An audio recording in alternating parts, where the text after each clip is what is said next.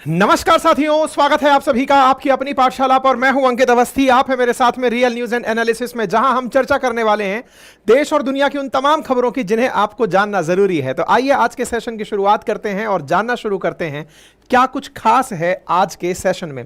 Session की शुरुआत हमेशा की तरह एक मोटिवेशन से, और मोटिवेशन ये है, डाउट की जगह डू इट कर दीजिए। आज आपने अगर किसी चीज पर संदेह किया है कि मैं कर पाऊंगा या नहीं, करके देख लीजिए ना, उसके बाद निर्णय कर लीजिएगा। आप कहेंगे सर इतना समय किसके पास है। देखिए, अक्सर जिन चीज़ों पर आपको संदेह होता है वो केवल ए और बी ऑप्शन वाली चीज़ें होती हैं। ऐसा नहीं है कि लाइफ का बहुत बड़ा फैसला है जिसको आपको मिनटों में लेना है, ऐसा तो होता नहीं है।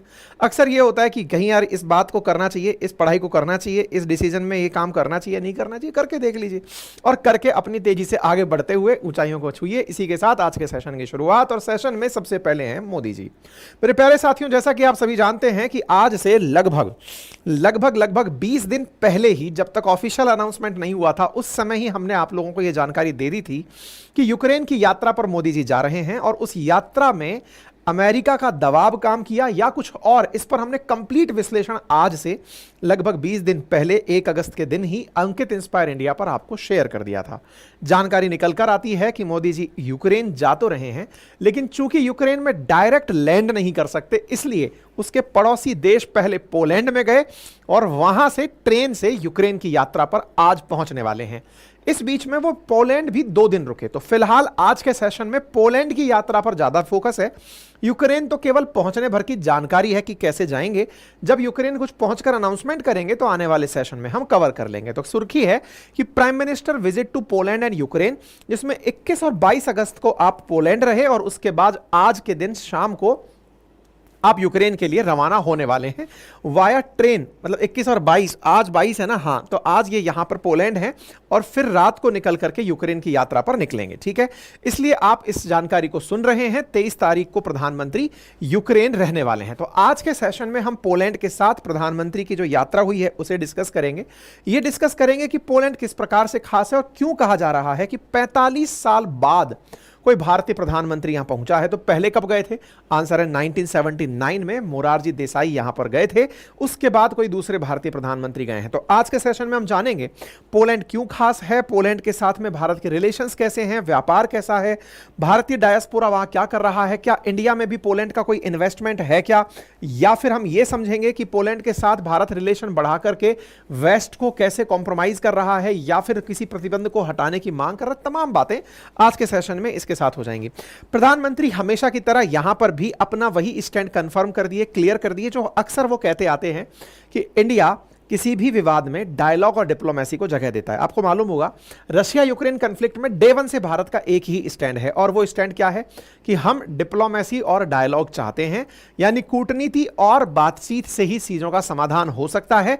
यही कहते हुए प्रधानमंत्री यहां पर भी पहुंच गए हैं। उन्होंने अपने स्तर पर एक तरह का इशारा दुनिया भर को दे दिया कि पुतिन को लेकर अगर आप चाहते हैं कि मैं यहां आकर कोई बयान दे दूं तो ऐसा नहीं होगा, हम यहां पर हैं, लेकिन हमारा स्टैंड डे 1 से क्लियर है, डिप्लोमेसी, डायलॉग एंड पीस। ठीक है, प्रधानमंत्री को आप यहां पर उतरते हुए देख सकते हैं। ये कुछ तस्वीरें हैं जिसमें उनका वेलकम और साथ ही साथ में एक मेमोरियल जहां पर आप गए और यहां पर कुछ जगह पर पहुंच करके उन्होंने अपनी तरफ से जो श्रद्धांजलि अर्पित की वो भी हम सब चर्चा में लेने वाले हैं। मेरे प्यारे साथियों, एक बार वर्ल्ड मैप पर पोलैंड को खोज लेते हैं। पोलैंड एक यूरोपियन देश है, यूरोपियन देश जिसकी यूक्रेन के साथ सीमा साझा होती है। तो एक बार आप इधर देखें पोलैंड, और यहां पर आपको दिखाई दे रहा है यूक्रेन।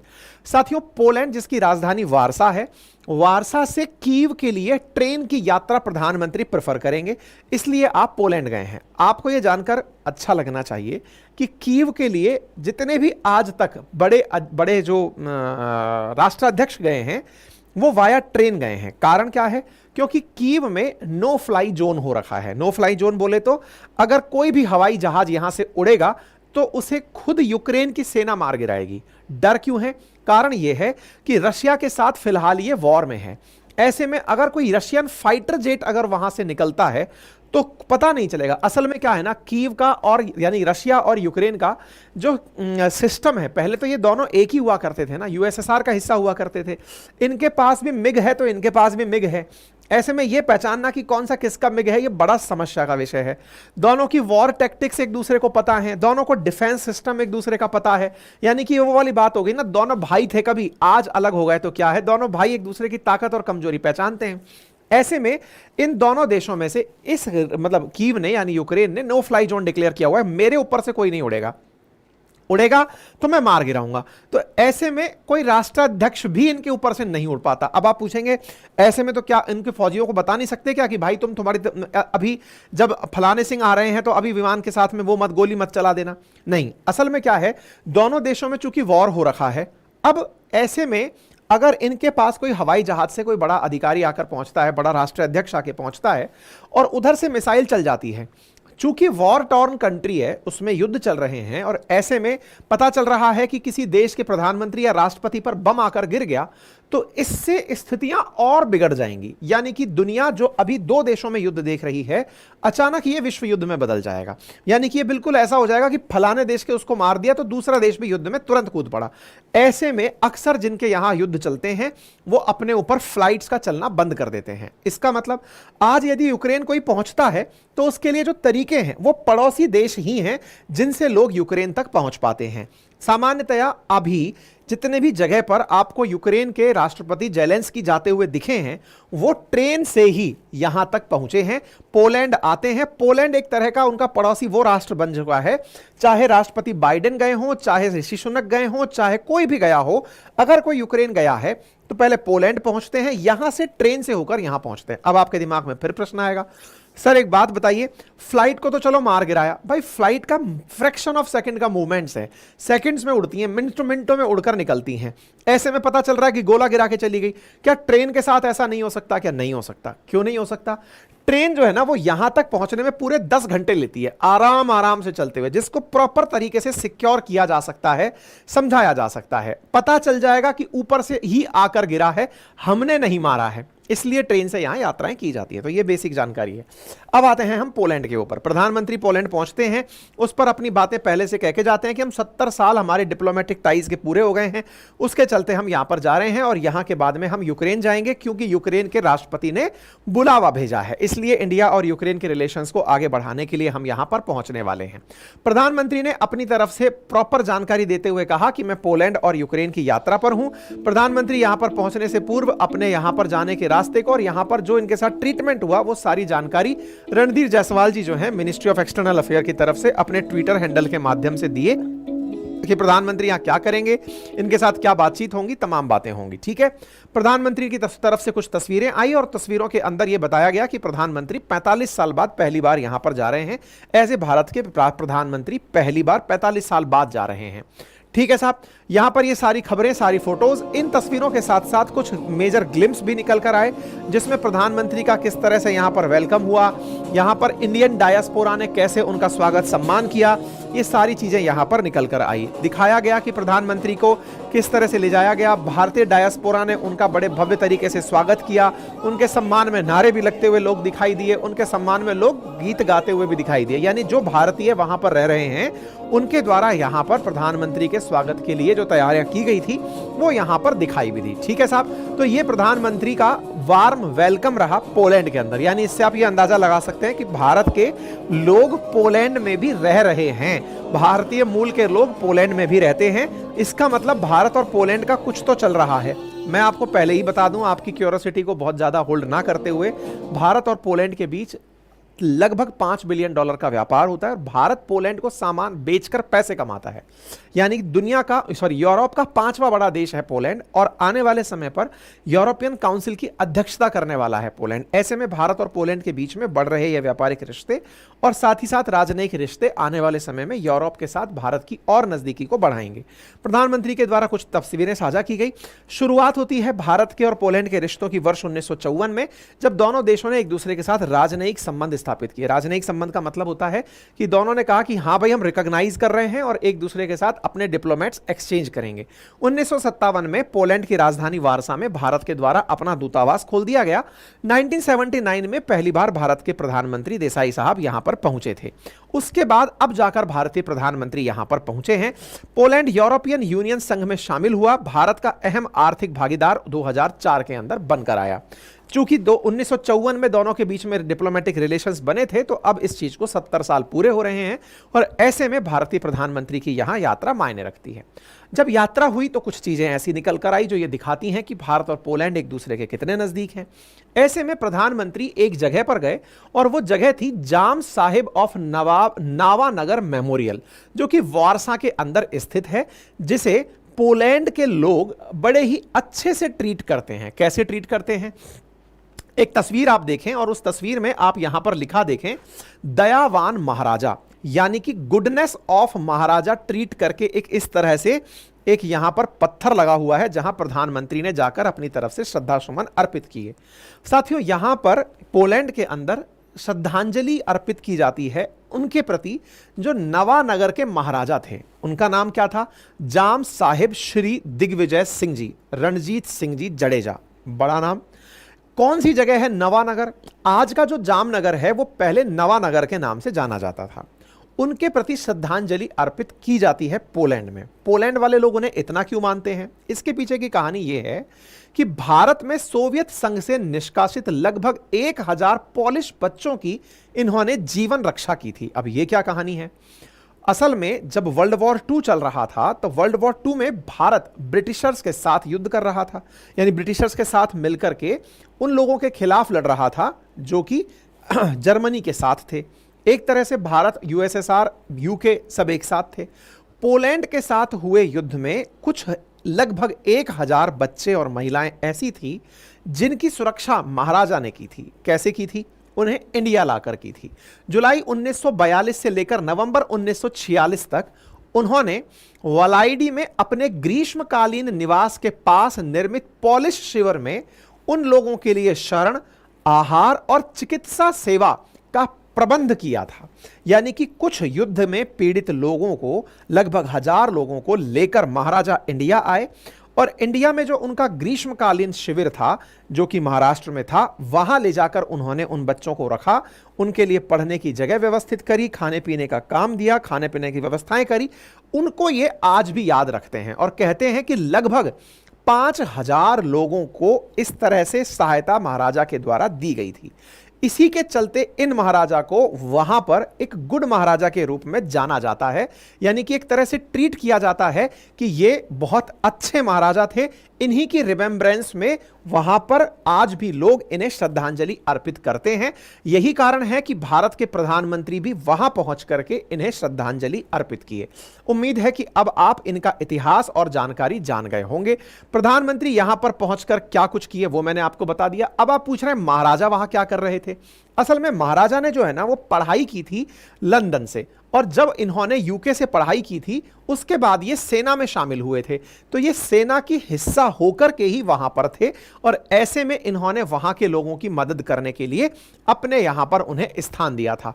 जो पोलैंड के बच्चे थे उन्हें जामनगर से बलचाड़ी लेते हुए 1945 के अंदर कोल्हापुर के वालीवाद नामक स्थान पर लाया गया था, जहां पर आज एक सैनिक स्कूल बना दी गई है। बलचाड़ी करके ये जो जगह है, इस जगह पर पोलैंड के एम्बेसडर भी कुछ दिनों पहले जाकर आए थे तो उन्होंने तस्वीर डाली थी।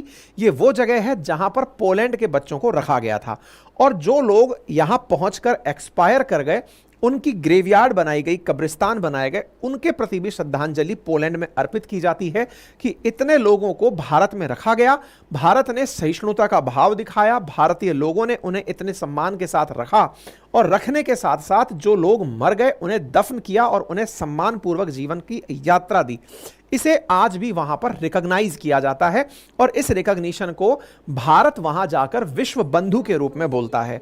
तो भारत के प्रधानमंत्री के सामने ये सारी बातें वहां पर दोहराई गई कि भारत को हम लोग कैसे मानते हैं। प्रधानमंत्री के द्वारा यहां पर जो होमेज अर्पित की गई वो बताई गई और प्रधानमंत्री ने यहां पर साफ कहा कि हम दुनिया के लिए विश्व बंधु के समान हैं, यानी कि हम लोगों के भाई के समान हैं।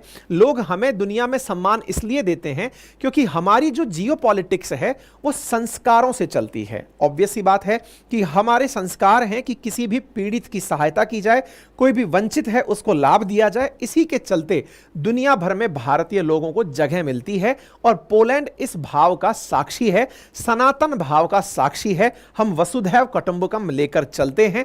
इसी चीज को दुनिया मानती है। प्रधानमंत्री ने कहा कि हमें गर्व है कि आज दुनिया भारत को विश्व बंधु के रूप में देखती है। आज का भारत सबसे जुड़ना चाहता है। आज का भारत सबके विकास की बात करता है, सबके साथ सबके हित की सोचता है, इसलिए भारत को दुनिया पसंद करती है।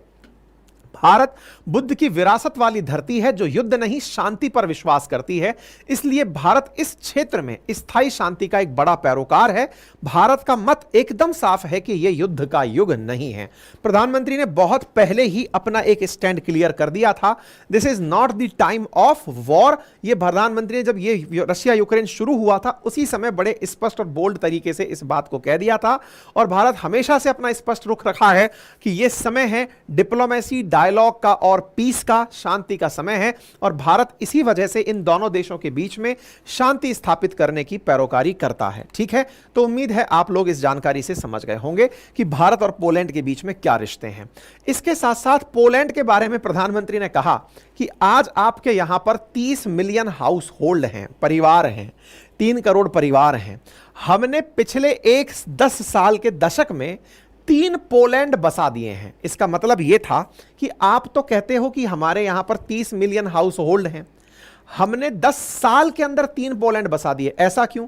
क्योंकि भारत में जो भारत सरकार के द्वारा घर निर्माण करवाए गए हैं, प्रधानमंत्री आवास योजना के तहत प्रधानमंत्री के द्वारा जो सहायता दी गई हैं, प्रधानमंत्री कार्यालय के द्वारा जो सहायताएं दी गई हैं, उनमें 3 पोलैंड जितने घर यानी कि लगभग 10 करोड़ से ऊपर आवास बनाए गए हैं। संभवतया ये जानकारी आप दे रहे थे। साथ में इन्होंने कहा कि हम लोग फाइनेंशियल इंक्लूजन में किस लेवल पर हैं। इससे सोचिए कि यूरोपियन यूनियन की जो कुल आबादी है ना, उससे ज्यादा भारत सरकार 5 लाख रुपए से ज्यादा रुपए का इंश्योरेंस देती है। यानी यूरोप की आबादी मिला दो, इससे ज्यादा तो हम लोग अपने देश में लोगों को 5 लाख रुपए से ज्यादा का इंश्योरेंस देकर चलते हैं। पिछले 10 सालों में भारत के अंदर ब्रॉडबैंड यूजर्स की जो संख्या है वो यूरोप की आबादी से ज्यादा हो गई है। पिछले 10 सालों के अंदर 7 लाख किलोमीटर से ज्यादा ऑप्टिकल फाइबर केबल बिछाया गया है। ऑप्टिकल फाइबर केबल बोले तो जिसके थ्रू आप ब्रॉडबैंड यूज करते हैं। यह हमारी धरती के चारों ओर 70 बार चक्कर लगाने जितना ऑप्टिकल फाइबर केबल इंडिया में बिछाया गया है। भारत ने 2 साल के भीतर हर जिले के अंदर ब्रॉडबैंड पहुंचाया है। हम made in India 6G network पर काम कर रहे हैं। अर्थात भारत ना केवल फाइनेंशियल इंक्लूजन अपितु गरीबी उन्मूलन और साथ ही साथ भविष्य के लिए टेक्नोलॉजी के भी द्वार खोल रहा है। भारत की तरफ से यहां पर यह बयान दिया गया। साथ में बताया कि जब कोविड का समय था तो दुनिया के 150 देशों को दवा भेजने का काम भारत ने किया था, क्योंकि हमारा मंत्र था ह्यूमैनिटी फर्स्ट, अर्थात हम लोग मानवता को प्राथमिकता देने वाले लोग हैं। दुनिया में कहीं भी युद्ध हो, भारत का एक ही मंत्र है, मानवता को पहले, क्योंकि हम लोग बुद्ध की विरासत वाली धरती हैं। जब बुद्ध की बात आती है तो युद्ध नहीं शांति में विश्वास होता है, और हम इस क्षेत्र में शांति के बड़े पैरोकार हैं। हम चाहते हैं कि युद्ध को खत्म किया जाए। साथ में इन्होंने यह कहा कि युद्ध के समय यूक्रेन में जो बच्चे फंसे हुए थे, हमने उनकी मदद की, जिसे दुनिया ने देखा। पोलैंड सरकार ने भी भारतीय स्टूडेंट्स के लिए वीजा जैसे नियमों को हटा दिया था, क्योंकि युद्ध के समय भारतीय छात्रों को निकालने के लिए जो रूट अपनाया गया था वो वाया पोलैंड ही था। इस बारे में भी इन्होंने बात की। इसके बारे में रणधीर जी ने अपनी तरफ से सारी बातें ब्रीफ करी और यह समझाया कि भारत अब आगे चल के क्या करने वाला है। जानकारी में निकल कर आया कि भारत पोलैंड के साथ अब एक सैन्य अताशे नियुक्त करेगा, यानी राजदूत के साथ एक सैन्य कमांडर लेवल का व्यक्ति नियुक्त किया जाएगा जो सेना का एक्सपर्ट होगा, दूतावास से जुड़कर रहेगा, जो कि भारत और पोलैंड के बीच में भविष्य की रक्षा सहयोग के बढ़ावे के लिए काम करेगा। भारत और पोलैंड के बीच में रिश्तों की क्या गहराई है, इसको मैंने आपको शुरुआत में भी बताया। 1954 में हम लोगों के बीच में पहली बार राजनयिक संबंध स्थापित हुए थे। इसके बाद मुद्रा व्यापार की व्यवस्था अपनाई गई। दोनों ने अर्थव्यवस्थाओं में बढ़ोतरी के लिए काम किए। विशेष रूप से 2004 में पोलैंड जब यूरोपियन संघ में शामिल हुआ तो मध्य यूरोप में भारत का एक प्रमुख भागीदार बनकर निकला। आज भारत और पोलैंड के बीच में लगभग $5 बिलियन का और भी $6 बिलियन का व्यापार होता है, जिसमें दोनों देशों के बीच का व्यापार पिछले 10 सालों में 192% बढ़ा है। पोलैंड के साथ हम लोग 3.95 बिलियन डॉलर का सामान एक्सपोर्ट करते हैं और यहां से 1.76 बिलियन का, यानी कि हम यहां से व्यापार करके लाभ कमाते हैं। इतना ही नहीं, भारत की जो बढ़िया आईटी कंपनीज हैं वो पोलैंड में लगभग 10,000 लोगों को रोजगार देती हैं और पोलैंड का भारत में 685 मिलियन डॉलर का निवेश है।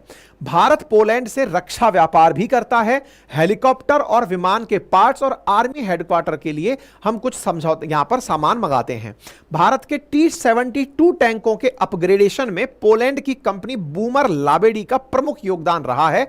यह जानकारी भी यहां से निकलकर आई। साथ ही साथ यह भी पता चला कि हाल ही में जो हिमाचल का फ्यूचरिस्टिक कम्युनिकेशन लिमिटेड है उसने ऑप्टिकल फाइबर प्लांट के लिए 144 करोड़ का निवेश पोलैंड से प्राप्त किया है, जिसकी घोषणा की गई थी। तो कुल मिलाकर बात यह है कि पोलैंड में भारत की तरफ से कंपनियां काम कर रही हैं, भारत के अंदर भी पोलैंड की तरफ से निवेश प्राप्त होता है, भारत और पोलैंड के बीच में लगभग 6 बिलियन डॉलर का व्यापार हो रहा है। यह अपने आप में भविष्य के लिए व्यापारिक भागीदारी को भी बढ़ाएगा। ठीक है, यह थी पोलैंड की कंप्लीट यात्रा। उसके बाद बात होती है यूक्रेन की यात्रा की। प्रधानमंत्री 23 अगस्त को यूक्रेन पहुंचेंगे और इसके लिए वो 10 घंटे की ट्रेन यात्रा करेंगे, यानी कि पोलैंड की राजधानी वार्सा से यूक्रेन की राजधानी कीव तक वो ट्रेन से यात्रा करेंगे और इसके लिए यूक्रेन की तरफ से प्रधानमंत्री को न्योता भेजा गया है। यूक्रेन 1991 में एक अलग देश बना, जिसके बाद पहली बार किसी भारत के प्रधानमंत्री की यहां यात्रा हो रही है। आपको याद हो कि पिछले ही समय प्रधानमंत्री जुलाई में रूस की यात्रा पर गए थे, उसके बाद अब यह यूक्रेन की उनकी यात्रा होने वाली है। आप जिस ट्रेन से सफर करने वाले हैं, यह ट्रेन वार्सा से चलकर कीव तक पहुंचती है और इस कीव तक पहुंचने वाली ट्रेन में दुनिया के बहुत बड़े बड़े राष्ट्राध्यक्षों ने इस युद्ध के काल में यात्रा की है।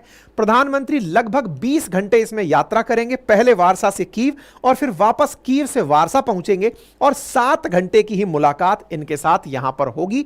इससे पहले भी यूएस के president Biden, French president Macron इस ट्रिप में कीव तक इस ट्रेन के माध्यम से पहुंच चुके हैं।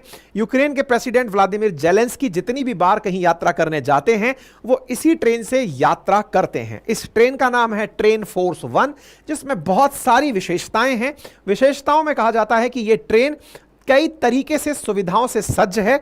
इसमें आज के समय पर तमाम प्रकार की जो दिक्कतें हैं उनसे निपटने का तैयारी है, यानी इसके अंदर वो सारी सुविधाएं लगाई गई हैं ट्रेन फोर्स 1 में, जो कि एक राष्ट्राध्यक्ष की यात्रा के समय आवश्यक हो, जैसे कि एमिनिटीज के साथ साथ एक लॉन्ग टेबल क्रूशियल मीटिंग कभी भी बुलाकर राउंड टेबल मीटिंग की जा सके, वॉल माउंटेड टीवी, साथ ही साथ सोने की सारी व्यवस्थाएं और कंफर्ट को ध्यान में रखते हुए सुरक्षा का भी खासा ख्याल यहां पर रखा जाता है। इसी के साथ साथ यहां पर कम्युनिकेशन के सारे संसाधन उपस्थित हैं। ट्रेन फोर्स 1 पूरी तरह से इक्विप्ड है सर्विलांस सिस्टम के साथ ही साथ इसमें कम्युनिकेशन नेटवर्क और डेडिकेटेड टीम है जो इसके अंदर सिक्योरिटी पर्सनल्स की चलती है, जो रेगुलर कांस्टेंट मॉनिटरिंग करती चलती है कि बाहर क्या चल रहा है, उस पर यह ध्यान रखती है। हालांकि इस ट्रेन को सबसे पहले बनाया गया था यूक्रेन के अंदर क्रीमिया तक की यात्रा के लिए, लेकिन जब क्रीमिया पर रशिया का कब्जा हुआ उसके बाद से इस ट्रेन का जो उपयोग है वो फिर इस तरह की गतिविधियों के अंदर किया जाना शुरू हुआ। ठीक है, तो प्रधानमंत्री की यह यात्रा पहली बार होने वाली है, यानी कि कोई पहली बार भारतीय प्रधानमंत्री होंगे जो यूक्रेन की यात्रा पर जा रहे होंगे, क्योंकि यूक्रेन खुद ही 1991 में यूएसएसआर के विघटन के बाद बना है। और जब आप यहां जा रहे हैं तो रशिया यूक्रेन वॉर के समय आपका यहां जाना इन्हें एक पीसफुल समाधान के लिए प्रेरित कर सकता है। आने वाले समय में जो भी अपडेट होंगे इससे जुड़े हुए मैं जरूर आपको बताऊंगा, लेकिन बड़ा सवाल रशिया की इस पर क्या प्रतिक्रिया रहेगी ये जानना जरूर होगा। रशिया की तरफ से आरटी न्यूज का कहना है कि भारत जो है वो बैलेंस करने के लिए यहां जा रहा है। देखना होगा कि भारत यहां जाकर क्या मैसेज देता है। जैसी भी जानकारी होगी हम आप लोगों को जरूर बताएंगे। उम्मीद है आपको यह जानकारी पसंद आई हो, साथियों के साथ जरूर साझा करें। चैनल पर नए हैं तो सब्सक्राइब जरूर कर लें। वीडियो को लाइक और शेयर करना बिल्कुल ना भूलें। और हां, यदि आप अपनी पाठशाला एप्लीकेशन यूज करते हैं तो वहां पर हमारे रिकॉर्डेड बैच ना केवल जीए फाउंडेशन के अपितु आरएएस के भी फाउंडेशन के रिकॉर्डेड बैच उपलब्ध हैं, आप उन्हें एक्सेस कर सकते हैं कंप्लीट 1 साल की वैलिडिटी के साथ ही साथ हमारी वेबसाइट भी आप रेगुलर विजिट करें, क्योंकि यह सारा कंटेंट हम आपको वेबसाइट पर भी उपलब्ध कराते हैं। ना केवल कंटेंट बल्कि टेस्ट सीरीज भी बहुत ही नॉमिनल कीमतों पर आप लोगों के लिए वहां पर उपलब्ध हैं, पूरी 1 साल की वैलिडिटी के साथ। आप उन्हें भी एक बार जरूर चेक करें। बाकी हमारे कोर्स को अगर हैंड रिटन रूप से अपने घर पर मंगाना चाहते हैं तो आरएएस का complete hand written notes material और हमारे जीए फाउंडेशन के नोट्स आप लोगों के लिए उपलब्ध हैं, आप उन्हें ऑर्डर कर सकते हैं। कोई भी क्वेरी, कोई भी कमेंट हो तो जरूर बताएं।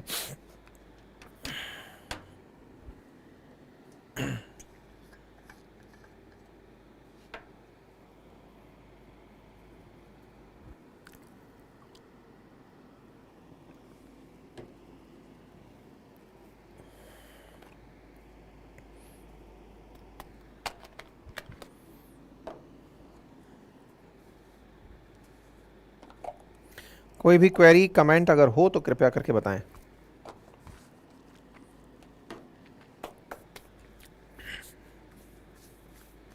चलें आगे। चलिए,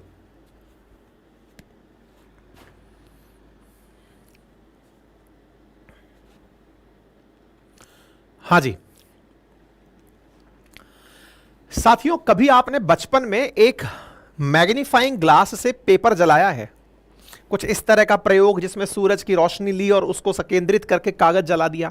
अच्छा, मैं ये याद क्यों दिला रहा हूं? सो दैट आपको ये पता चले कि अगर लाइट को किसी जगह फोकस करके डाला जाए तो जो लाइट पहले कागज पर पड़ रही थी, कुछ नहीं जला रही थी, लेकिन मैग्नीफाइंग ग्लास से जब उसे एक जगह फोकस करके डाला गया तो उससे जो लाइट की बीम एकत्रित हुई उसने कागज जला दिया। बचपन में अगर आपने ये खेल खेला है तो आज का सेशन आप जल्दी समझ जाएंगे। मैं ऐसा क्यों बोल रहा हूं?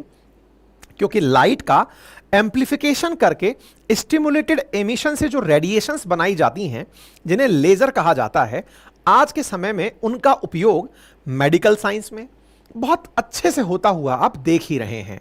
आपने बहुत सारे ऑपरेशंस होते हुए आंखों के लेजर के जरिए सुने होंगे, और तो और बहुत सारी शादियों के अंदर भी आप लोगों ने लेजर शोज होते हुए देखे होंगे।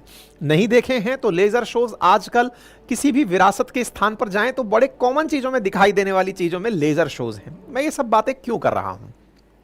क्योंकि अगर लाइट को फोकस करके कहीं डाला जाए, मनोरंजन हो या मेडिकल साइंस हो या फिर आग लगाना हो, इसका उपयोग किया जा सकता है। अब सोचिए, आपके दिमाग में ये अगर बात बन चुकी है तो इसका उपयोग किसी ने युद्ध के लिए करने की सोच ली है। नाम है उसका चीन, और उसने लेजर वेपन बना लिए हैं। लेजर वेपन क्या पहली बार बना रहा है क्या? नहीं, उसकी थल सेना के पास तो पहले से थे। अब उसने अपने नौसैनिकों के लिए भी इसे तैयार कर दिया है। कैसे, क्या यूज करेगा, क्या फायदा होगा, कितना किफायती होगा, इसको ही क्यों यूज करना? क्या गोलियां खत्म हो गई हैं क्या, या फिर इनका उपयोग करके वो कोई बहुत बड़ी टेक्नोलॉजी डेवलप कर लिया है? आज के सेशन में चर्चा है। साथियों, चाइना के द्वारा अपने हाल ही के दौर में अपने नेवी के वेसल्स पर इस प्रकार की लेजर बीम विकसित करके वेपन लगाए गए हैं, लेजर वाले वेपन लगाए गए हैं, जिसकी वजह से सुर्खी बनती है कि China deploys new laser weapon on amphibious navy ship. और इसके बारे में अब लोगों के अंदर जिज्ञासा है कि आफ्टर ऑल चाइना ने ऐसा क्या बना लिया है। पैसिफिक ओशन के अंदर चाइना ने लेजर आर्म्ड वॉरशिप तैनात कर दिए हैं। अच्छा, आपको याद है कुछ समय पूर्व भारत के पश्चिमी किनारे पर, पर्टिकुलरली इस क्षेत्र में जो कि स्थित था लाल सागर और अदन की खाड़ी के पास में, यहां पर हूती विद्रोहियों के द्वारा काफी सारे वेसल्स को प्रभावित किया गया था, समुद्री जहाजों को प्रभावित किया गया था। कैसे? बहुत सारे हल्के हल्के से ड्रोन उड़ाकर लाते और उन्हें ला करके जहाज पर गिरा देते। जहाज पर ड्रोन से गोला गिरा दिया। अब होता यह है कि जहाज पर अगर गोला गिरा, जहाज पर माल है करोड़ों रुपए का, जहाज आग पकड़ गया और जहाज बर्बाद हो गया। बड़ी दिक्कत साहब। अब सवाल है कि साहब उस छोटे से ड्रोन को जो पक्षी के आकार का उड़ रहा है, गोला गिरा के चला गया, अब उससे निपटे कैसे? बोले सर इस पे गोली चला दो। गोली चला दो। अब बेचारा मालवाहक जहाज क्या गोली चलाएगा? और दूसरी बड़ी बात, गोली भी इतनी सस्ती नहीं है जितना ड्रोन है। ड्रोन बहुत सस्ता सा हेलीकॉप्टर है, उड़ा दिया उसने। गोलियां एक दो चलाई और उनका नुकसान और खर्चा देखा तो बड़ा निकला। असल मायने में माफी चाहता हूं।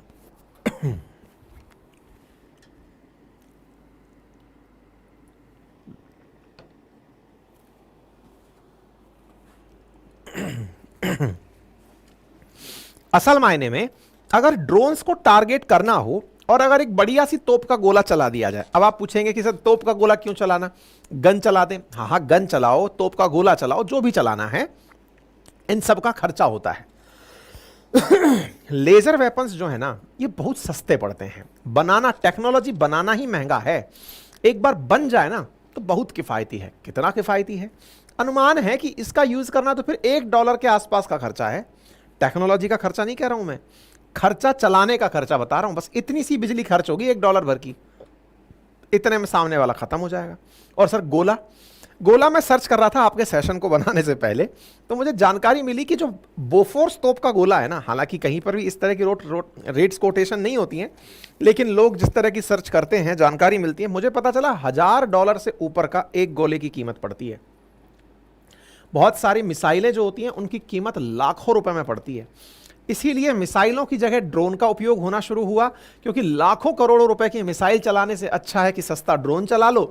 और ड्रोन को निपटाने के लिए भी क्यों हजारों रुपए खर्च करने, चलो लाइट से मार गिराओ। आज का सेशन इसी बात का है।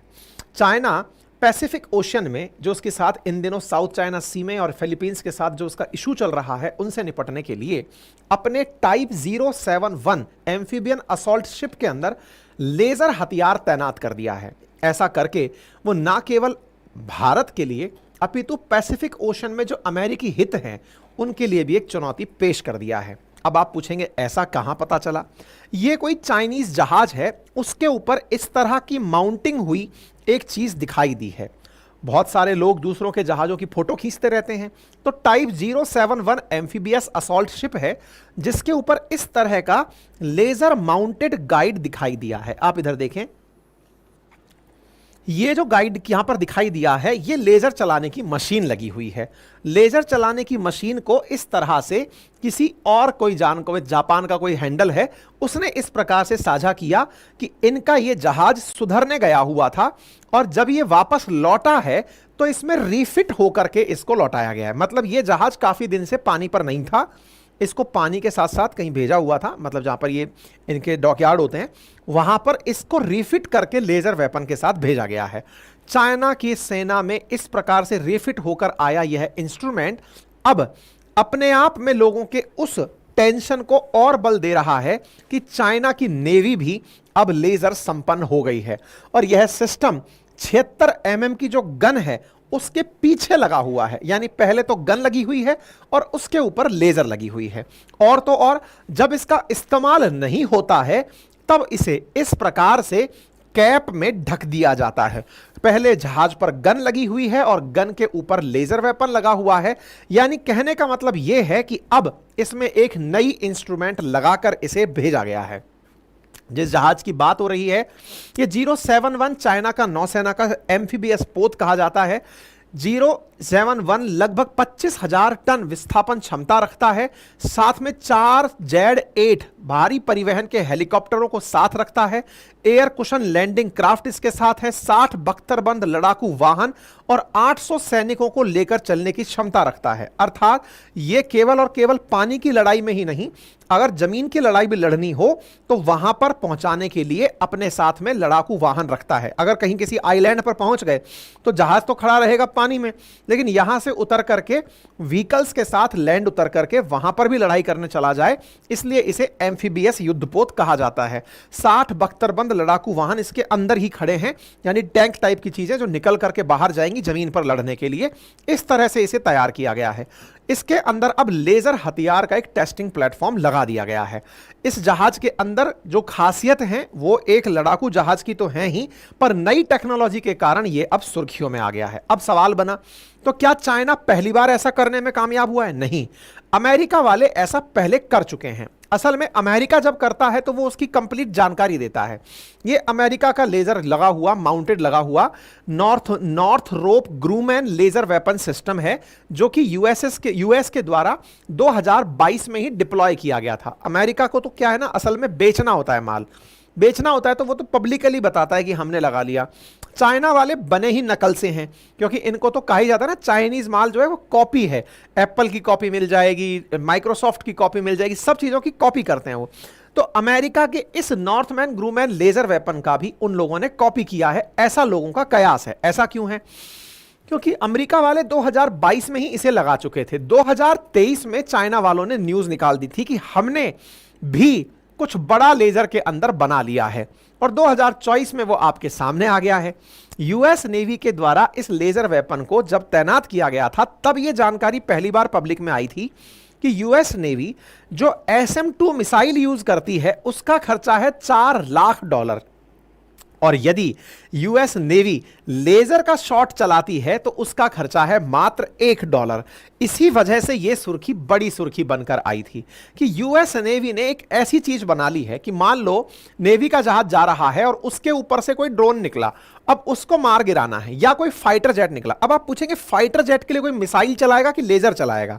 देखो क्या है ना, लेजर में बहुत तेज रोशनी को भेजा जा सकता है, सॉलिड लेजर्स होती हैं ये, और यहां पर लाइट की गति से इंफ्रारेड रेडिएशंस को भेजा जाता है। बहुत ज्यादा एनर्जी को रेडिएशन के माध्यम से ट्रांसफर कराया जाता है। अब आपको चूंकि मैंने एम्पलीफाइंग ग्लास बताया, जिससे आपको यह बचपन का खेल याद आ गया होगा कि हां यार, हीट से कागज जल सकता है। यह तो वो काम है जो अपन ने केवल ग्लास से कर लिया, लेकिन जब कोई मशीन बनाई जाएगी जो इसी काम के लिए होगी, तो सोचो वो कितना जबरदस्त हीट ट्रांसफर कर पाएगी, कितना तेजी से ट्रांसफर कर पाएगी। क्योंकि लाइट की गति से अगर कोई चीज मूव करेगी तो कितनी खास होगी।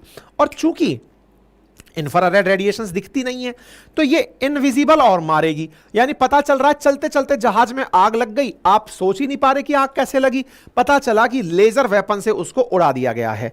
लेजर वेपन का उपयोग अमेरिकी सेना ने करना शुरू किया, और किसके लिए किया? उन्होंने किया ड्रोन से निपटने के लिए। पता चले कोई ड्रोन उनको टारगेट करता हुआ आ रहा है, अब आप मिसाइल से मार रहे, तो इतना गोला भी खराब क्यों करना? अब यमन में हूती उनके ऊपर गोले चला रहे हैं, तो हूतियों के ऊपर गोले खर्च क्यों करने? लेजर से मार दो, कोई दिक्कत ही नहीं है, लाइट ही तो है मात्र। उन्होंने मशीन बना ली और उससे मारना। तो आप सोचकर देखिए, भविष्य के वॉरफेयर में लेजर वेपन एक बहुत बड़ी रीच बनेगी। दुनिया में आने वाले समय के अंदर जैसे ड्रोन ने युद्धों की दिशा बदल दी है, ऐसे ही लेजर वेपन तो और एक लेवल अप का युद्ध कर देगा। मैं आपके लिए कुछ चीजें सर्च कर रहा था, तब डेटा निकल के आया कि यार इतना महंगा पड़ता है कोई भी मतलब मिसाइल यूज करना, उसके बदले में अगर कोई लेजर यूज करता है तो उसकी कॉस्ट $1 के आसपास पड़ रही है। लाइट की कॉस्ट ही तो लग रही है, बस लाइट की कॉस्ट लगाई, आपको शिप पर केवल लाइट का प्रबंध करना है, मशीन आपने बना रखी है, तो आप बढ़िया से हमला कर पाएंगे। इसी कारण से लेजर वेपन भविष्य के वॉरफेयर का एक बहुत बड़ा ऑप्शन बनकर दिखाई देते हैं। लेजर से आप ना केवल इस तरह के ड्रोन्स को, फ्लाइट्स को, बल्कि जहाज जिनसे आपको लगता है कि युद्ध करने जाना है उनके, और पर्टिकुलर किसी जगह पर आपको पूरा जहाज तहस नहस क्यों करना? जैसे आज लोगों के आंखों के ऑपरेशन लेजर से किए जाते हैं, ऐसे ही आप आंखों के ऑपरेशन के साथ साथ, आप में से बहुत सारे लोगों ने सुना होगा, बहुत सारे लेजर से ऑपरेशन, किडनी स्टोन का ऑपरेशन हो रहा है तो लेजर से हो रहा है। प्रिसाइज जगह पर जाकर लेजर को डाला गया, वहां पर उसी जगह को उसने जलाया, उसी जगह पर काम हुआ और कट के काम निकल गया। अब सोचो, एक जहाज है, आपको पता है दुश्मन का जहाज है, इसे खत्म करना है, आप पूरे जहाज को उड़ाओ, इससे अच्छा केवल उसका इंजन उड़ा दो। बस इंजन पर आपने लेजर मारी, वो जलकर खत्म, वो यूजलेस हो गया। अब आराम से जो आपको करना है करिए, सारा की सारा आपको सबूत में मिल जाएगा, वहां पर अपराधी भी मिल जाएगा, सब मिल जाएगा। उड़ाने से अच्छा है उसको पूरे को खत्म करके यूज कर लो। इस तरह से जो काम है ना, वो अमेरिका के द्वारा किया जा रहा है। यानी कि यूएस के द्वारा अपने लेवल पर ऐसे लेजर वेपन युक्त गाइडेड मिसाइल सिस्टम्स को दुनिया भर में तैनात किया जा रहा है, जो कि लेजर से दुश्मन को बिना पता चले भी, देखो इंटरेस्टिंग बात समझो, अगर गोला चलता है ना, कोई मिसाइल चलती है ना, तो उसके बारे में रडार पता लगा लेता है। रडार से यह पता चल जाता है कि दुश्मन ने गोला चलाया है, पता चल गया। आपको हमने बहुत बार जानकारी भी दी है आज आयरन डोम सिस्टम कैसे काम करता है, या कोई भी सिस्टम जिसमें डिफेंस, चाहे हमारा S-400 ही क्यों ना हो, यह काम कैसे करता है। काम करने के लिए हम लोग अपने स्तर पर जो radio detection and ranging machine लगाते हैं, जिसमें रेडियो वेव्स भेज करके हम लोग इंटरफेरेंस चेक करते हैं। लाइट का इंटरफेरेंस कैसे चेक करोगे? सनलाइट तो आ ही रही है, सोलर सिस्टम में सनलाइट चली रही है, इंफ्रारेड रेडिएशन उस जो लाइट आ रही है सूरज की उसका हिस्सा है। ऐसे में आप रडार से जिसको पकड़ ना पाओ, अब सोच कर देखो, आप हवा में से उड़ करके किसी पर लेजर से ही वार कर रहे हो, पता ही नहीं चल रहा किसी को गोला चला दिया आपने। बस अब तो यही है कि आप जमीन से घुमा करके बैलिस्टिक स्टाइल में लेजर नहीं चला सकते। बाकी आप किसी दूसरे बॉर्डर पर खड़े होकर, अपने देश के बॉर्डर में खड़े हैं, मान लीजिए भारत कोई ऐसी मिसाइल बनाए, ऐसा सिस्टम बनाए कि अपना तो सुखोई या मिग या फिर जो राफेल है वो हमारे एयर स्पेस में उड़े और उड़ करके लेजर से दुश्मन के ठिकानों को यहीं पे खड़ा खड़ा उड़ा दे, जाने की भी जरूरत नहीं है इतना दूर। अच्छा, लेजर ट्रेवल भी बहुत दूर तक कर सकती है, ये तो आने वाले समय में विकसित होने वाली टेक्नोलॉजी है। तो आप सोच कर देखिए भविष्य का युद्ध कैसा होगा। आपको रडार का बाईपास मिल गया है। अभी फिलहाल लेजर की जो सबसे बड़ी चुनौती है वो क्या है, ज्यादा दूरी तक नहीं जा पा रही, 5 किलोमीटर, 10 किलोमीटर, 15 किलोमीटर, इतना ही रेंज तक अभी टेक्नोलॉजी विकसित हुई है कि हवा में उड़ता ड्रोन मार दिया, आसपास होती हुई चीज मार दी। जिस दिन इसकी रेंज बढ़ गई तो उस दिन सोचिए आप क्या स्थितियां होंगी। आप पूछेंगे क्या सर रेंज बढ़ सकती है क्या? आप सुनिए, भविष्य की प्लानिंग क्या चल रही है कि अंतरिक्ष में चंद्रमा से सोलर लाइट को धरती तक कैसे लाया जाए। चंद्रमा से क्यों लाना, हम तक तो डायरेक्ट आती है। जी नहीं, बीम बनाकर धरती तक लाइट लाने के प्रयोग चल रहे हैं। अब आप पूछेंगे कि सर क्या बात कर रहे हो।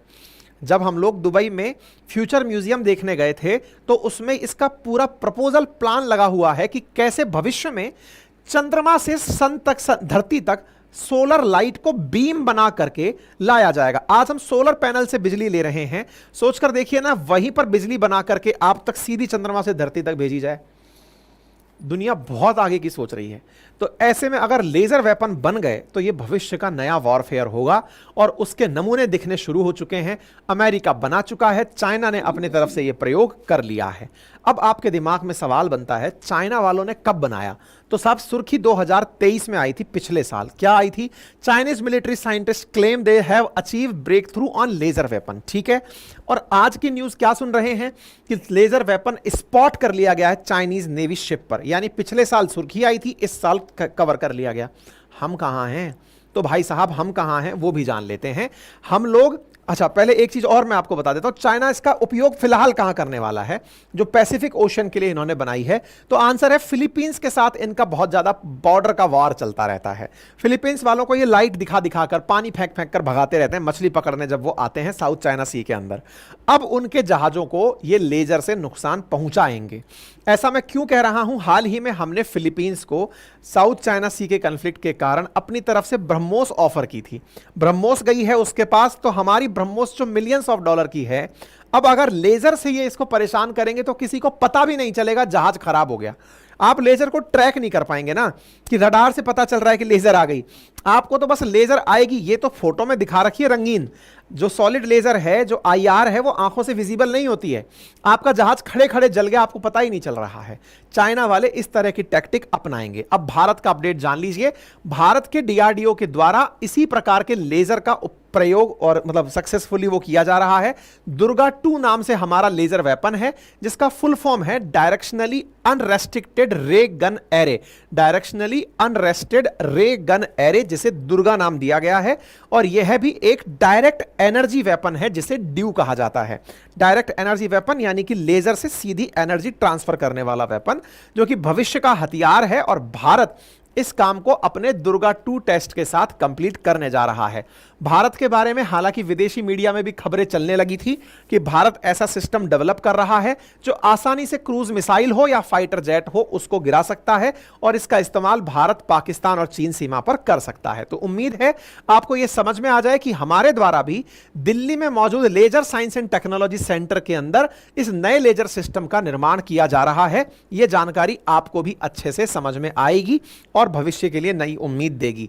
भारत के द्वारा जो एलएसटीसी ने बात पता लगी, उसके अंदर यह था कि जो हमने हथियार बनाए हैं उसमें 25 किलोवाट तक की एनर्जी हम ट्रांसफर करने में सक्षम है, जिसकी रेंज 5 किलोमीटर तक है। ठीक है, साल 2017 में डीआरडीओ ने 1 किलोवाट लेजर सिस्टम को एक ट्रक पर लगाया था।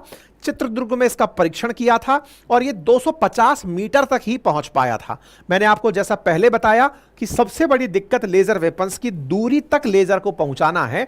बस एक बार दूरी पर हम काम कर लें और उसके बाद एनर्जी ट्रांसफर पर, तो ये भविष्य का बढ़िया वेपन बनेगा।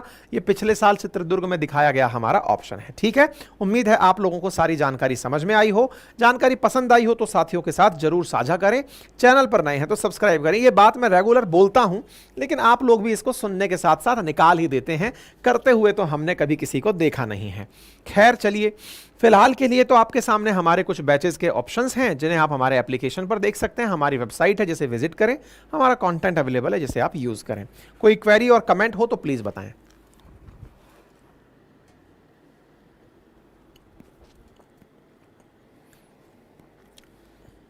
एक बालक कह रहा है सर कैमरे में दिखाई दे सकती है क्या आईआर? आप जब रिमोट चलाते हो टीवी का तो दिखता है क्या? उसमें से भी रेडिएशन निकलती है।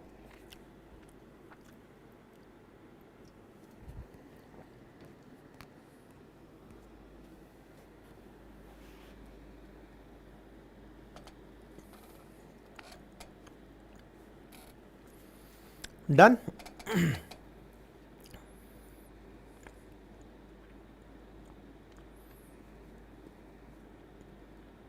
बढ़े आगे चलिए। कश्मीर जिसे लेकर के हम अपना गर्व मानते हैं, पाकिस्तान उसे लेकर के दुनिया भर में भारत का विरोध करने पहुंचता रहता है। आपको याद होगा जब भारत के द्वारा वर्ष 2019 में धारा 370 हटाई तो इमरान खान यूएन से लेकर दुनिया भर के देशों में पहुंच करके यही दुख रोए कि देखो इन्होंने 370 हटा दिया, देखो इनका स्टेटहुड हटा दिया, देखो इनका वोट देने का अधिकार हटा दिया। भारत ने पूरी तरह से जम्मू कश्मीर के लोगों की अभिव्यक्ति छीन ली। भारत ने पूरी तरह से जम्मू कश्मीर के लोगों का अपना जो भाव है वो व्यक्त करने का अधिकार छीन लिया। हालांकि इमरान खान से तो उनका जीने का अधिकार तक इन दिनों छिना हुआ है, जेल में है। लेकिन भारत ने जिस जम्मू कश्मीर में 370 हटाया था, उस जम्मू कश्मीर में ना केवल लोकसभा चुनाव करा लिया, अपितु उसी जम्मू कश्मीर के लिए भारत ने अपने स्तर पर विधानसभा चुनावों की भी घोषणा कर दी है।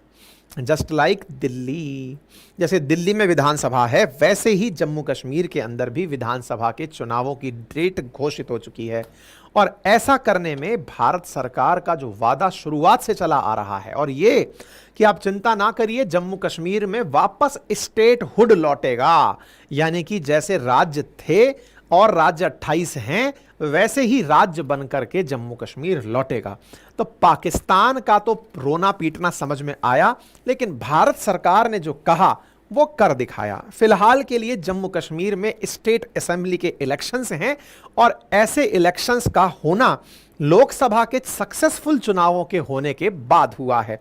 तो आज के सेशन में जम्मू कश्मीर के अंदर हो रहे विधानसभा चुनावों की हम चर्चा करेंगे। क्या खास हैं, किस किस प्रकार से राजनीतिक दल सक्रिय हैं, क्या बड़े मुद्दे यहां होने वाले हैं, राजनीतिक दल किस तरह से अपने आप को कंटेस्ट कराने वाले हैं, सारी बातें आज के सेशन में। जम्मू कश्मीर के विधानसभा चुनाव होंगे। याद रखिए 370 जब एब्रोगेट हुआ, जम्मू कश्मीर को, जो तत्कालिक जम्मू कश्मीर था उसे 2 यूटी में बांटा गया था, लद्दाख और जम्मू कश्मीर। उनमें से वर्तमान में चर्चा जम्मू कश्मीर की हो रही है, जहां पर राजीव कुमार जी जो chief election commission of India हैं, उनके द्वारा अनाउंस किया गया कि यहां पर चुनाव होंगे। और जैसे ही अनाउंसमेंट हुआ, तारीखों का ऐलान हुआ, यहां की राजनीतिक पार्टियों के द्वारा, विशेष रूप से जो नेशनल कॉन्फ्रेंस है उसने तो यह तक कह दिया कि वो पाकिस्तान से वार्ता कराने के लिए चुनाव लड़ेगी, कि ताकि कल को चुनाव जीतकर आए तो हम इंसिस्ट करेंगे कि पाकिस्तान से हमारी बातचीत वापस चालू हो, और साथ ही साथ जम्मू कश्मीर को वापस से जम्मू कश्मीर को स्पेशल स्टेटस मिले। इस चीज के लिए ये लोग अपना एजेंडा डिक्लेयर कर चुके हैं। लेकिन क्या है भारत सरकार की मंशा, कैसे सारे काम होंगे, आज के सेशन में डिटेल से जानते हैं। देखिए, इलेक्शन कमीशन के द्वारा 16 अगस्त को अपने द्वारा यह जानकारी दी गई कि आइए हाँ भाई हम प्रेस कॉन्फ्रेंस करेंगे। प्रेस कॉन्फ्रेंस के समय ही भारत सरकार ने अनाउंस कर दिया कि 8 मिलियन वॉइसेस यानी 80 लाख लोगों की आवाज सुनने के लिए 87 लाख लोगों इलेक्टोरर्स हैं, यानी जो वोट देने वाले जम्मू कश्मीर में हैं, उनके लिए हम लोग चुनाव कराने जा रहे हैं। भारत के अंदर 2 राज्यों के अंदर इलेक्शन के लिए डेट डिक्लेयर हुई, जिनमें से एक जम्मू कश्मीर था और दूसरा हरियाणा था। जम्मू कश्मीर के अंदर इलेक्शन की जो डेट डिक्लेयर हुई और हरियाणा की जो डेट डिक्लेयर हुई, उनके शेड्यूल्स आपके सामने हैं। फिलहाल जम्मू कश्मीर के शेड्यूल्स में 3 चरणों में चुनाव है। पहला चुनाव 18 सितंबर, दूसरा 25 सितंबर और तीसरा 1 अक्टूबर। सारी की सारी वोट्स की काउंटिंग होगी 4 अक्टूबर को और रिजल्ट्स निकलेंगे 6 अक्टूबर को, यानी 6 अक्टूबर रविवार को यह पता चल जाएगा कि जम्मू कश्मीर में कौन सी पार्टी बहुमत में है और किसकी सरकार बनने वाली है। राजीव कुमार जी का बयान सुनने योग्य है। आपने कहा कि हम वहां पर माहौल देखकर आए। दुनिया देखेगी नापाक इरादों के शिकस्त की कहानी। फोर्स से ज्यादा जरूरी है वहां की आवाम का विश्वास और उनका अपने लिए अपनी सरकार देने का जज्बा, वहां के लोगों का जो जज्बा है अपनी सरकार का। तो आपने जिस चीज का तारीफ की कि जब हम वहां देख कर आए, क्या देख कर आए आप, तो मैं आपको बताता हूं कि आप क्या देख कर आए। असल में जम्मू कश्मीर में लोकसभा जब चुनाव हुए तो फेज 4 में लोकसभा इलेक्शंस थे 5 लोकसभा सीटों के लिए। उस समय पर लोकसभा चुनाव 2024 में 38% की रिकॉर्ड वोटिंग दर्ज की गई जम्मू कश्मीर में, जो कि पिछले कई सालों से हाईएस्ट थी। श्रीनगर में तो हाईएस्ट वोटर टर्नआउट 1996 के बाद रिकॉर्ड किया गया। इलेक्शन कमीशन ने अपने द्वारा तस्वीरें साझा करते हुए इस बारे में उस समय प्रेस ब्रीफिंग दी थी, तब कहा था कि श्रीनगर के अंदर 36.58% वोटर टर्नआउट है, जो कि कई दशकों का हाईएस्ट है। इस बारे में 18वीं लोकसभा में जम्मू कश्मीर के बोथ ही पोलिंग स्टेशंस पर लगी हुई लाइनें यह इशारा कर रही थी कि लोगों ने इस बदले हुए समय को और इस बदले हुए माहौल को स्वीकार किया है। यहां पर जानकारी निकलकर आई कि श्रीनगर के अंदर जब चुनाव हुए थे तो 2019 में जहां 14.43% वोटिंग थी, 14 में 25.85% वोटिंग थी, 9 में, 2004 में, 99 में, 98 में सबसे अधिक वोटिंग इससे पहले अगर देखी गई थी तो वो 1996 में देखी गई थी। लगभग 30 साल बाद जम्मू कश्मीर के अंदर जनता ने अपने भविष्य को बदलने के लिए, अपना पार्टिसिपेशन लोकतंत्र में शो करने के लिए वोटिंग में पार्टिसिपेट किया, जिसका परसेंटेज दुनिया के सामने आया। इसी के बारे में कहा गया कि सबसे पहले 370 हटाया गया, उसका परिणाम निकला कि लोकतंत्र में लोगों का विश्वास बढ़ा और परिणाम यह है कि यहां पर वोटिंग 38% तक पहुंची, जो बाद में रिफाइन आंकड़ा निकल कर आया। ठीक है, तो अब जब लोकसभा में इतना जबरदस्त पार्टिसिपेशन हुआ तो फिर मांग उठने लगी कि जब लोकसभा के लिए लोग इतना पार्टिसिपेट कर सकते हैं तो स्वशासन के लिए विधानसभा में कितना पार्टिसिपेट करेंगे।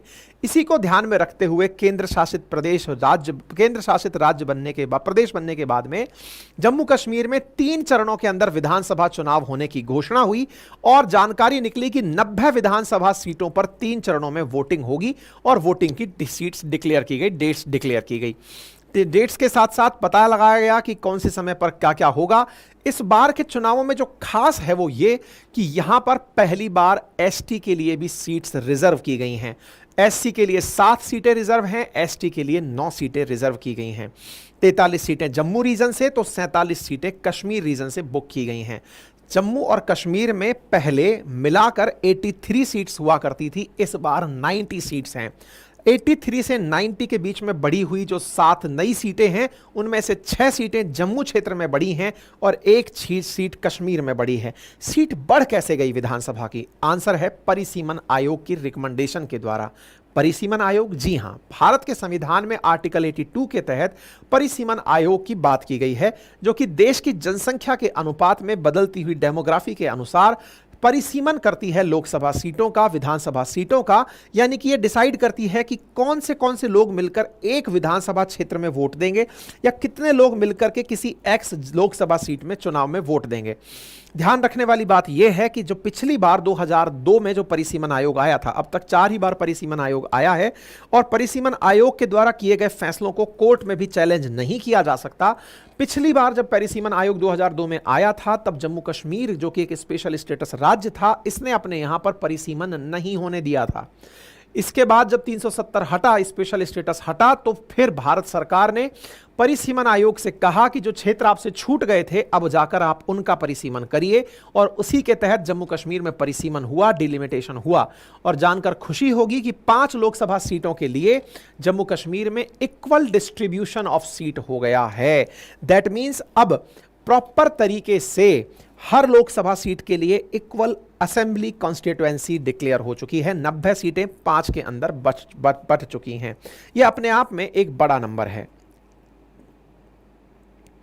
ठीक है, तो उम्मीद है कि आप लोगों को यह जानकारी समझ में आ जाए। 18 सीट के आसपास एक लोकसभा सीट को दे दिया गया है। अच्छा, अब इसके साथ साथ परिसीमन आयोग ने जो सीटें दी, इन सीटों में 43 सीटें यानी कि 6 नई सीटें जम्मू क्षेत्र में बढ़ाई गई और 1 सीट कश्मीर क्षेत्र के अंदर बढ़ाई गई और एसटी को भी रिप्रेजेंटेशन दिया गया। साथ ही साथ राष्ट्रपति को 3 नए लोगों को मनोनीत करने की पावर दी गई। मनोनयन के अंदर मैं आपको एक जानकारी दूं, हाँ एक चीज और मैं आपको बता दूं, हमेशा की तरह 24 सीटें हमने पाक ऑक्यूपाइड कश्मीर के लिए छोड़ी हैं।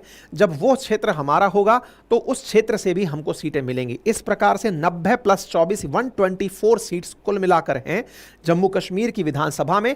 फिलहाल उनमें से 90 पर चुनाव होने वाले हैं। साथ ही साथ उपराज्यपाल को विशेष पावर है और वो ये कि वो 3 लोगों को मनोनीत कर सकते हैं, नॉमिनेट कर सकते हैं, अर्थात वो बिना चुनाव लड़े विधानसभा में बैठेंगे। और वो जो 3 लोग होंगे उनमें से 2 लोग कश्मीरी पंडित होंगे।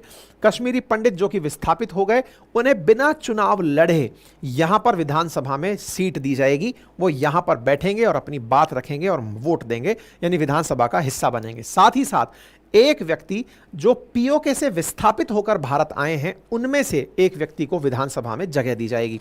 इस प्रकार से नई विधानसभा जम्मू कश्मीर के अंदर बनकर आई है। याद रहे कि पिछली बार यहां पर चुनाव 2014 में हुए थे। जब चुनाव हुए थे तो 2014 के चुनाव में जम्मू रीजन के अंदर बीजेपी बहुमत में आई थी और कश्मीर रीजन के अंदर पीडीपी, मुफ्ती मोहम्मद सईद की जो पार्टी है, जो कि महबूबा मुफ्ती द्वारा लीड की जाती है, वो बहुमत में आई थी। दोनों पार्टियों ने मिलकर के सरकार बनाई थी। 2018 में पीडीपी और बीजेपी का गठबंधन टूटा था। उसके बाद से यहां पर राष्ट्रपति शासन लगा हुआ।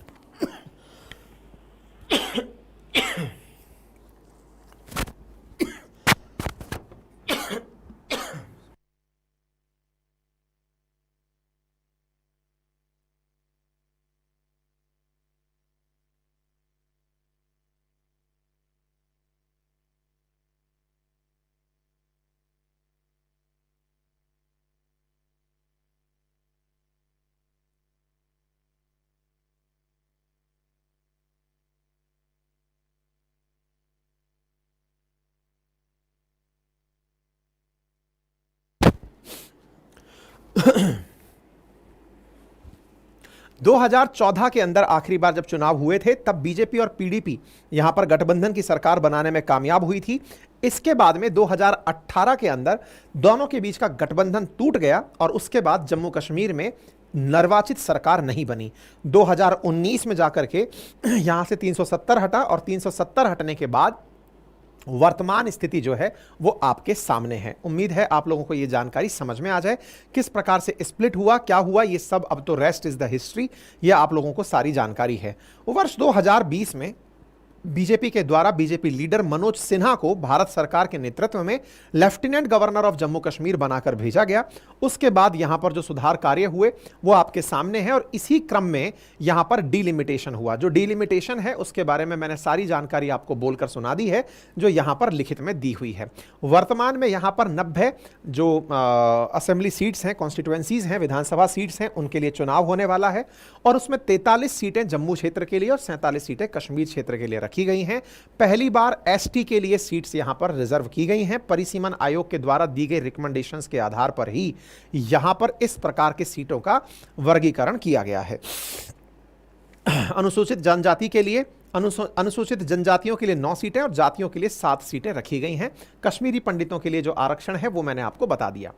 कहां कहां पर सीटें बढ़ी, तो जम्मू इलाके के अंदर सांबा, कठुआ, राजौरी, किश्तवाड़ा, डोडा, उधमपुर, यहां पर एक एक सीटें बढ़ाई गई और कश्मीर क्षेत्र के अंदर कुपवाड़ा जिले के अंदर एक सीट बढ़ाई गई है। यह सारी जानकारी मैंने आप लोगों को बता दी। ठीक है साहब, यहां तक सारी जानकारी हो गई। ये सब जानकारी मैंने आपको दे दी। प्रेस कॉन्फ्रेंस हो गई, जम्मू कश्मीर के अंदर अनाउंसमेंट हो गया। अब जैसे ही अनाउंसमेंट हुआ उसके बाद फिर यहां पर लोकल पॉलिटिक्स सक्रिय हो गई, क्योंकि अब यहां की राजनीतिक पार्टियों को चुनाव लड़ना है। ऐसे में यहां पर 3 तो राष्ट्रीय स्तर की पार्टियां सक्रिय हैं, जिनमें से कांग्रेस, बीजेपी और बसपा हैं। साथ ही साथ यहां पर जो यहां की स्टेट पार्टी हैं, national conference, PDP, Jammu Kashmir peoples conference, वो भी यहां पर सक्रिय हैं। इसमें जम्मू कश्मीर पीपल्स कॉन्फ्रेंस जो सज्जाद गनी लोन की पार्टी है, वो भी यहां पर कुछ सीटें जीतती रही है। पिछले साल अभी जो मई में जो चुनाव हुए, लोकसभा चुनाव, उसमें 22 पार्टियों ने अपने उम्मीदवार उतारे थे। राष्ट्रीय पार्टियों को छोड़ दिया जाए तो जम्मू कश्मीर में 32 पार्टियां रजिस्टर्ड हैं, उनमें से कुछ क्षेत्रीय पार्टी का भी दर्जा प्राप्त है। ऐसे में बीजेपी क्या प्लानिंग कर रही है? पता चलता है कि बीजेपी जम्मू को लेकर तो आश्वस्त है कि जम्मू क्षेत्र के अंदर उसका बहुमत हो सकता है, जीत कर आए, और कश्मीर क्षेत्र के अंदर बहुत से लोग जो उसके सिंपैथाइजर हैं, समर्थक हैं, उन्हें अपने साथ जोड़ने का काम शुरू कर दिया गया है।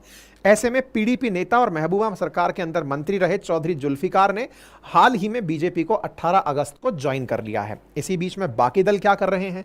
तो नेशनल कॉन्फ्रेंस और पीडीपी के साथ मिलकर के कांग्रेस लोकसभा चुनाव लड़ी थी, तो इसी तरह से फिलहाल ये सब मिलकर के विधानसभा चुनाव की तैयारियों में हैं। और इसी के चलते हुए राहुल गांधी जी और खड़गे साहब कश्मीर पहुंचे, उसकी तस्वीरें आपके सामने हैं। कड़ी सुरक्षा के बीच आप यहां पर पहुंचे और यहां पर पहुंच करके आपने जनता का अभिवादन किया और पार्टी की तैयारियों का जायजा लिया।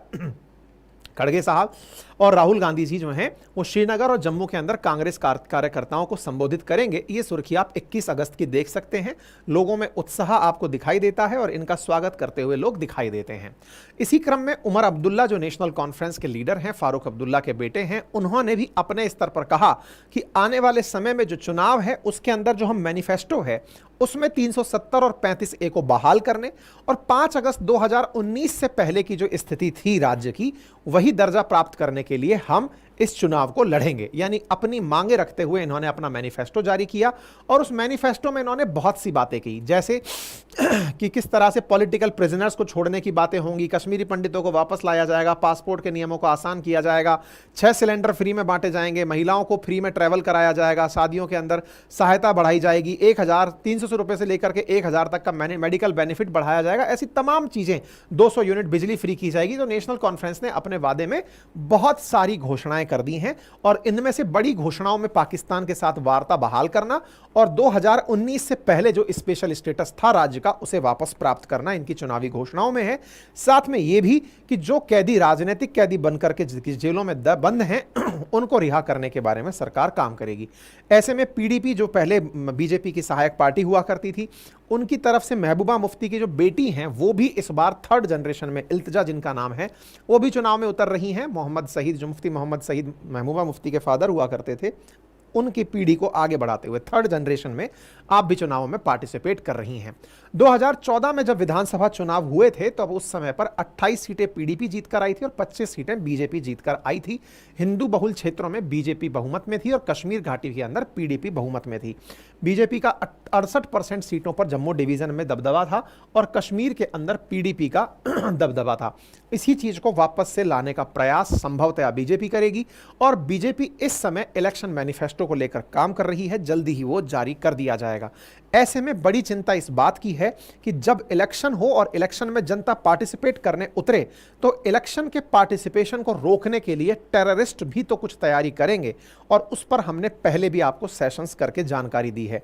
हाल ही के समय में जम्मू और कश्मीर क्षेत्र में बढ़े हुए आतंकी हमलों को देखते हुए इस बात के बहुत कयास लगाए जा रहे हैं कि आतंकियों ने एंट्री ही इसलिए की ताकि वो जम्मू कश्मीर के चुनावों को प्रभावित कर सकें, लोग कहीं लोकतांत्रिक व्यवस्थाओं में विश्वास व्यक्त ना कर दें, उन्हें रोकने के लिए जो कुछ सक्षम प्रयास है वो अपने स्तर पर कर सकें। तो डर है कि इस तरह के चुनावों को प्रभावित करने के लिए आतंकवादी निश्चित ही कोई ऐसी दुर्घटना करें कि हो सकता है किसी पार्टी ने किसी उम्मीदवार का नाम डिक्लेयर किया, उसे आतंकवादी निशाना बनाए। हालांकि पुलिस ने भी पूरी तरह कमर कस ली है, सुरक्षा एजेंसियों ने जैसे ही किसी पार्टी के द्वारा किसी उम्मीदवार का नाम डिक्लेयर हो रहा है उसकी सुरक्षा बढ़ा दी जा रही है, विशेष बलों की तैनाती की गई है और चाक चौबंद सुरक्षा के साथ इस क्षेत्र में चुनाव कराए जाने की तैयारियां चल रही हैं। बाकी आप इस विषय पर अपनी क्या राय रखते हैं जरूर कमेंट बॉक्स के अंदर बताएं। हमारे कोर्सेज उपलब्ध हैं अपनी पाठशाला एप्लीकेशन पर, जिसका लिंक कमेंट बॉक्स में है, आप जाकर उन्हें एक्सेस कर सकते हैं। साथ ही साथ हमारी वेबसाइट पर भी टेस्ट सीरीज उपलब्ध है जिन्हें आप एक्सेस कर सकते हैं। हमारे हैंड रिटन नोट्स भी मटेरियल में उपलब्ध हैं। कोई भी क्वेरी और कमेंट हो तो जरूर बताएं।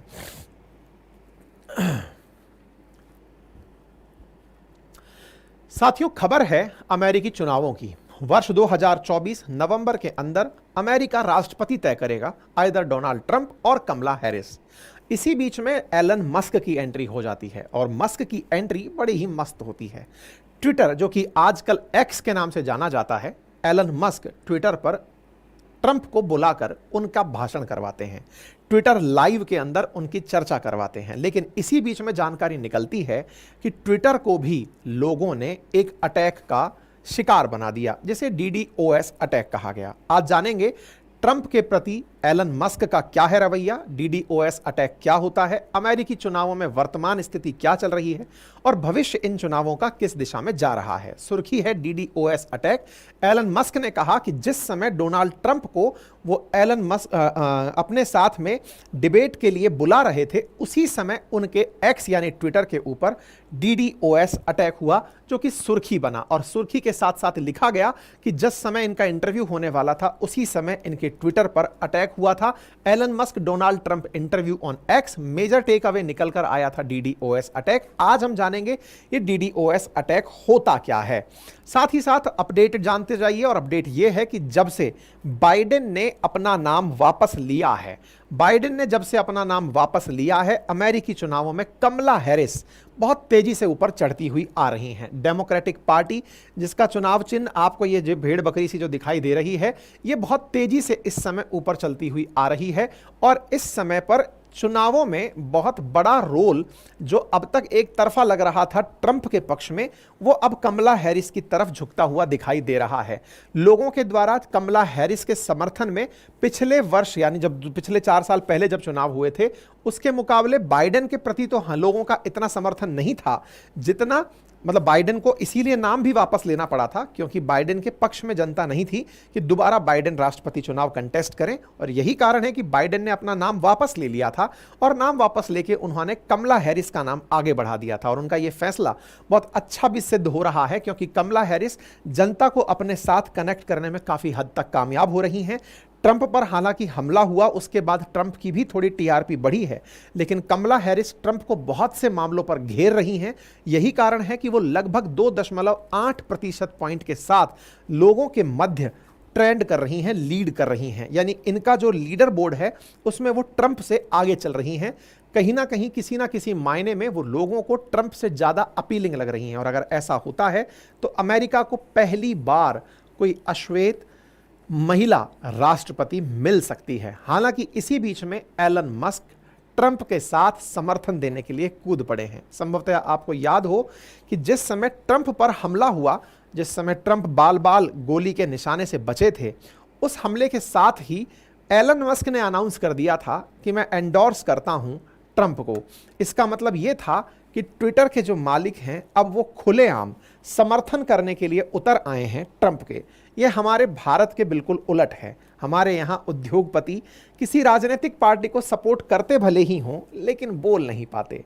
वो अपनी तरफ से भले ही इलेक्टोरल बॉन्ड में भी पैसा नाम घुमा फिरा के पहुंचाते हों, लेकिन बोल नहीं पाते। DDoS के केस में भी यही है।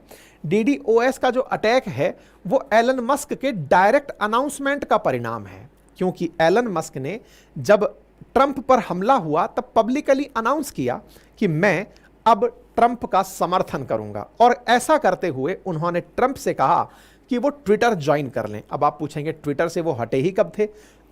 आपको याद हो तो पिछली बार जब चुनाव हुए थे तो ट्रंप पर आरोप लगा था कि उन्होंने कैपिटॉल हिल हिंसा भड़काई है। आपको याद हो तो ट्रंप के कुछ ट्वीट्स ऐसे थे जिसमें अमेरिका की संसद, जिसे कैपिटॉल हिल आप कहते हैं, उस पर हमला करने वाले लोगों को उन्होंने क्रांतिकारी कहा था।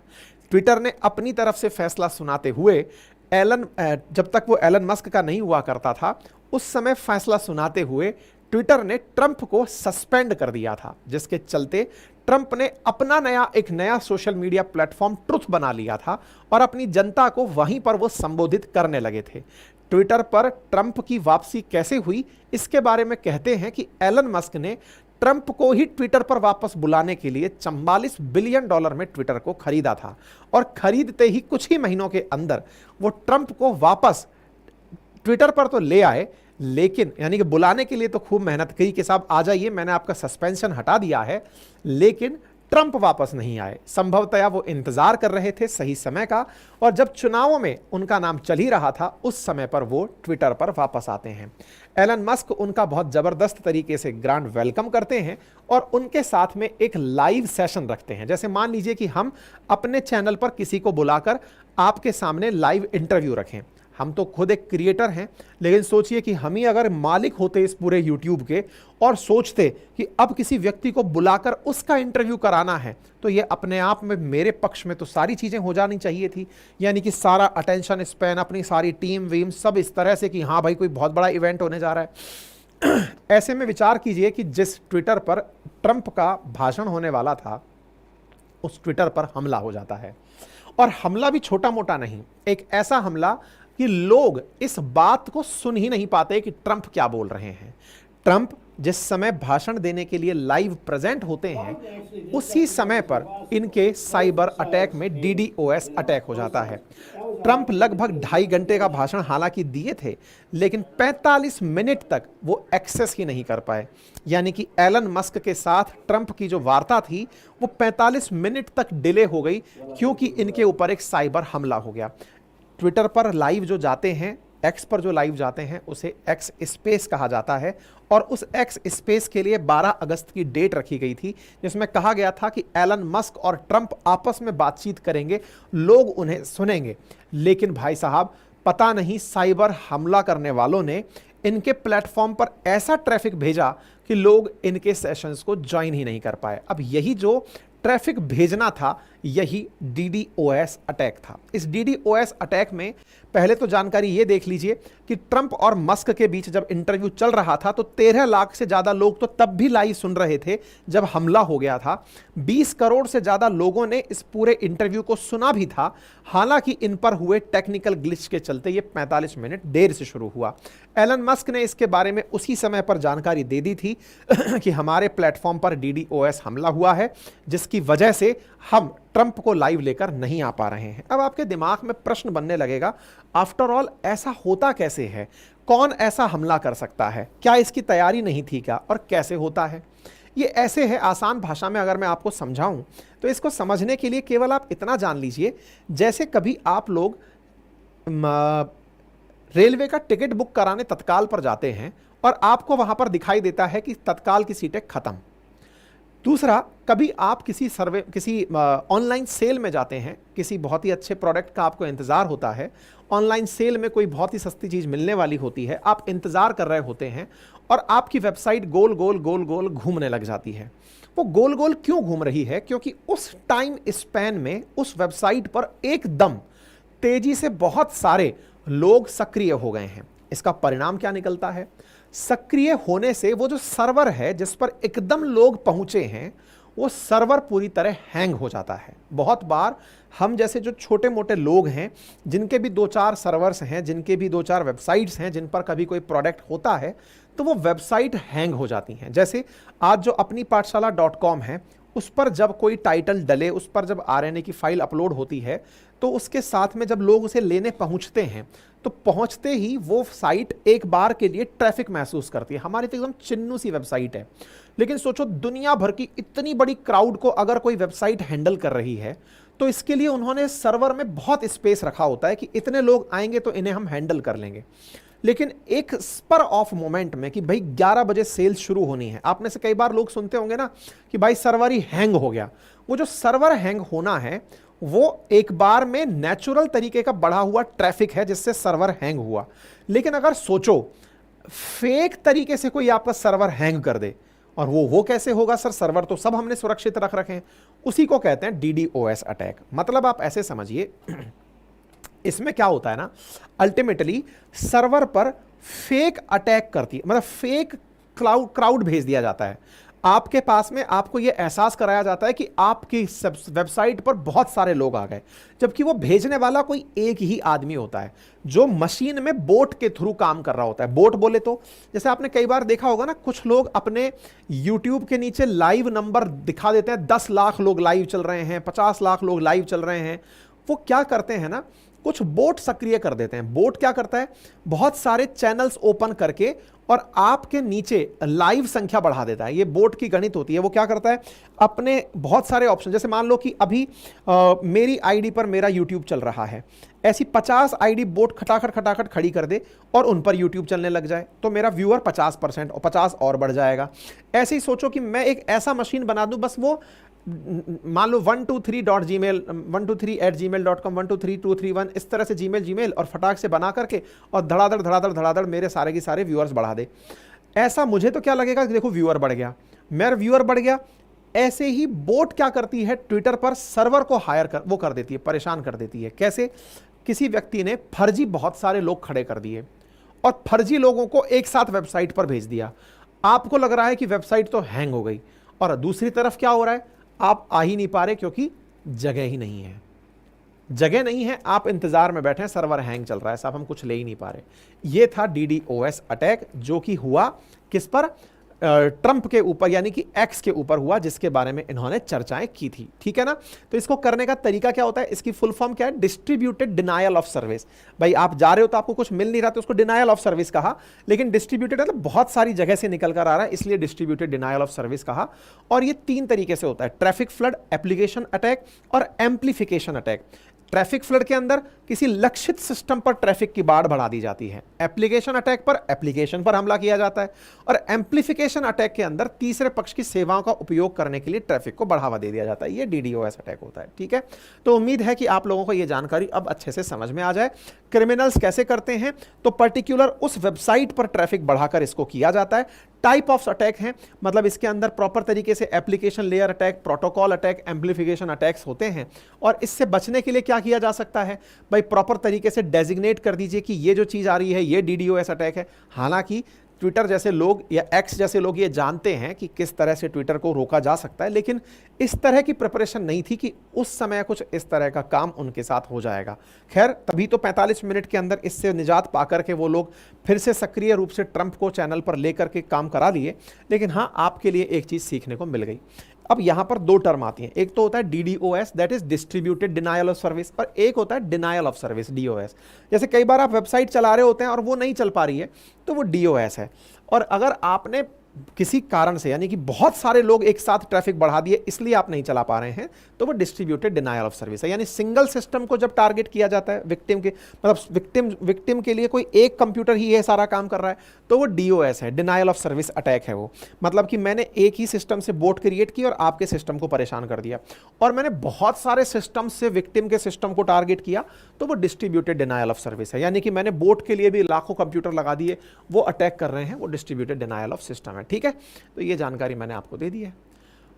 बाकी तो खैर पढ़ने लिखने का कंटेंट है, मैं आपको दे दूंगा, पढ़ लेना इसको अपनी वेबसाइट अपनी पाठशाला.com पर जाकर। और हाँ, इलेक्शंस के बारे में कैसे कैसे सारी प्रक्रिया चलती है ये हमने अपनी वेबसाइट पर डाली हुई है, आप इसे जाकर जरूर पढ़ें, कैसे राष्ट्रपति का चुनाव होता है, क्या प्रक्रिया होती है। ठीक है, और हाँ, हमारा रिकॉर्डेड बैच अपनी पाठशाला एप्लीकेशन पर उपलब्ध है, रिकॉर्डेड RAS का बैच भी एप्लीकेशन पर उपलब्ध है, टेस्ट सीरीज हमारी वेबसाइट पर उपलब्ध है, और हमारे हैंड रिटन नोट्स जो हैं वो भी हमारे एप्लीकेशन पर उपलब्ध हैं, आप उन्हें एक्सेस कर सकते हैं। आप सभी का बहुत बहुत धन्यवाद।